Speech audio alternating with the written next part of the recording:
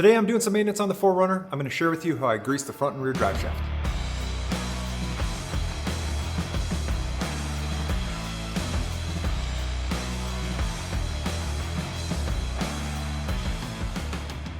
When I first bought the 4Runner, I looked up what kind of maintenance I needed to do. I do most of the maintenance myself on the 4Runner, so one of the things that I came across is the fact that you need to grease the front and rear drive shafts, or some like to call them propeller shafts. It's a pretty basic procedure, so all you need is a grease gun and then lithium-based NLGI #2 grease. I'm using this one by Valvoline.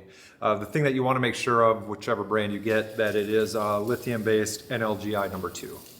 Between the front and the rear drive shafts, there's going to be 6 different places we need to grease today. There are 2 slip yokes, and that requires a certain process, and then there is 4 U-joints or spider joints, and that has their own process as well. So we'll walk through that. Right now I'm gonna head under the car and show you what we'll be doing. So this is what we're gonna be taking care of today. We're gonna be greasing both the front and rear drive shafts, or what some people call propeller shafts. So if you want to come in close here, you can see here's our Zerk fitting that we're going to be working with on the back portion. And this is for this U-joint, or spider joint is what Toyota calls them. And then up front here, we have this slip yoke that you can see right here. And this is greased by this Zerk fitting, which will clean off. And then this U-joint has a Zerk fitting right here. And it's the exact same on the front drive shaft as well. So we're gonna go ahead, clean off all these Zerk fittings really nice right now, and then get to greasing it. This is a pretty simple project. It should take about 5 minutes. Another thing to point out too, the front drive shaft is nice because you can just spin it to line up the Zerk fittings that you need. On the back drive shaft, you might want to put the car in neutral, see if that works to spin the drive shaft. Otherwise, just move the car forward and backwards a foot or 2, and that'll help you line up those Zerk fittings so they're facing down. But now, as you can see, I can just kind of perfectly line this up so I have easy access to these Zerk fittings. So you're going to want to think that through before you get started. It'll just make your life a lot easier. All right, we're going to start in the back. Now that I have all the Zerk fittings nice and clean. And this first U-joint, you just pump it till you see it starting to come out. Pushes the old grease out.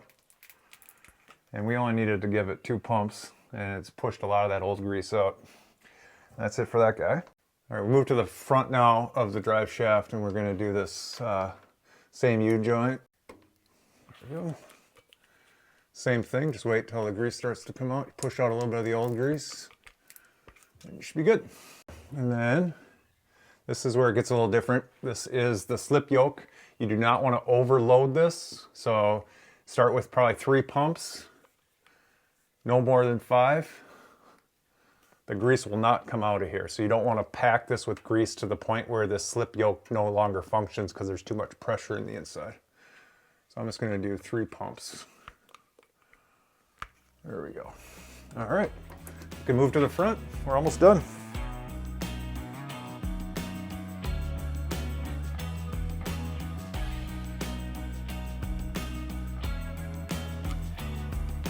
All right, we're done. Well, that's it. We just finished greasing the front and rear drive shafts. Pretty simple. This is something you should do maybe every other oil change. If you're off-roading a lot, maybe you want to do that a little more often, say every oil change. But all you need, grease gun, get the proper grease, and it's about a 5-minute project. So nice and easy maintenance. Like, subscribe, and I'll see you next time.